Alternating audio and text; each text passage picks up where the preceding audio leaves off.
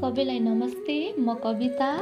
मैले एउटा वास्तविक जीवनसँग सम्बन्धित छोटो मिठो कविता प्रस्तुत गर्न गइरहेको छु।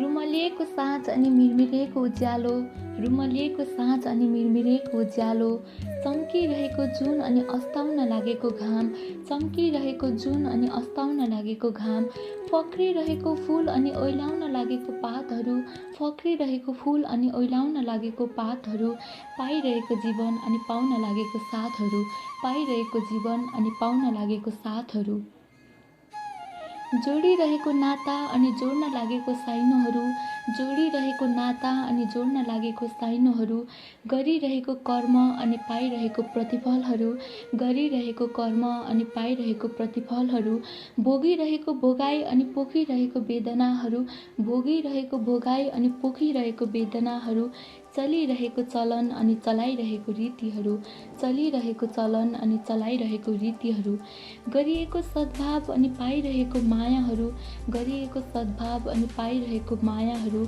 यिनै त हुन् वास्तविक जीवनका अङ्गहरू, यिनै त हुन् वास्तविक जीवनका अङ्गहरू। धन्यवाद।